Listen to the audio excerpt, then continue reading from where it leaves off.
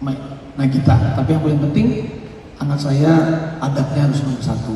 Nomor artis ini kan ceritanya, ya artis diundang, kita kan sebagai menghibur masyarakat.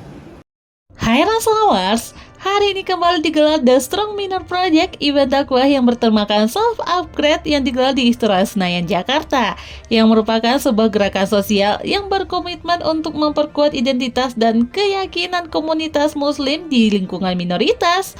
Dan tadi selain ada pembicaraan dari Syekh Asim Al-Hakim yang merupakan pendakwah asal Arab Saudi, juga hadir Raffi Ahmad yang berbagi cerita tentang pengalamannya dalam dunia entertainment ini.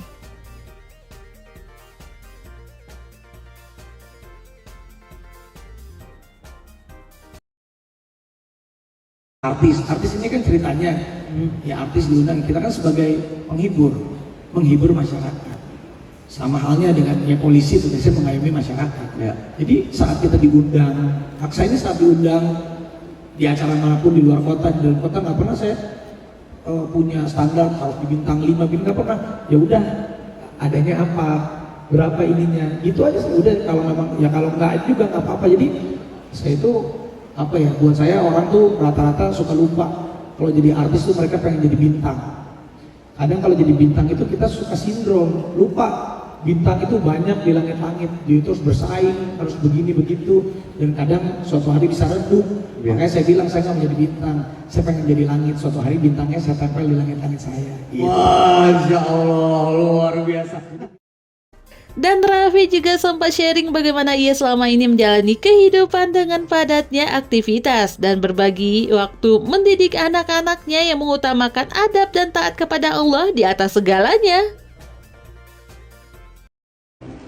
Nah kita, tapi yang paling penting anak saya adabnya harus nomor satu. Nomor satu adab dijaga. Adabnya, akhlaknya juga pasti akhlak. Adabnya pasti yang nomor satu harus taat sama Allah Subhanahu Wa Taala. Itu paling penting karena anak-anak zaman sekarang memang ya memang beda ya. Karena kan di Al-Quran juga itu manusiawi. Kita boleh capek. Saat kita capek dalam hidup atau dalam apapun, capek tuh boleh capek, tapi bukan berarti kita menyerah. Kalau kita menyerah, itu berarti kita kalah sama kehidupan ini. Maksudnya kan kita harus tetap berjalan. Jadi kalau lagi capek, istirahat sebentar aja. Istirahat sebentar, boleh kita juga sebagai manusia pun bisa relax apa dengan yang kita suka. Habis itu kita harus kembali lagi. Kita harus kembali lagi ke realita hidup yang harus kita jalanin, hidup yang kita tahu, ya hidup ini semua kan hanya sementara. Udah nggak usah takut apa-apa, semuanya. Kalau memang kita yakin yang kita lakukan ini benar, nggak usah takut, jalanin aja. Pasti Allah kasih yang terbaik, pasti.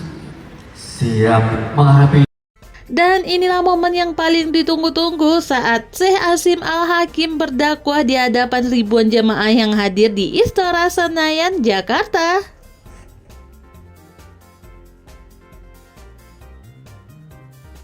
I'm getting busy.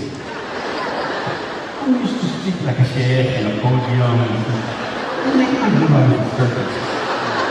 Anyway, sorry. So, everybody loves to have a good time, to have a drink, to smoke, to do haram things. But when you remember that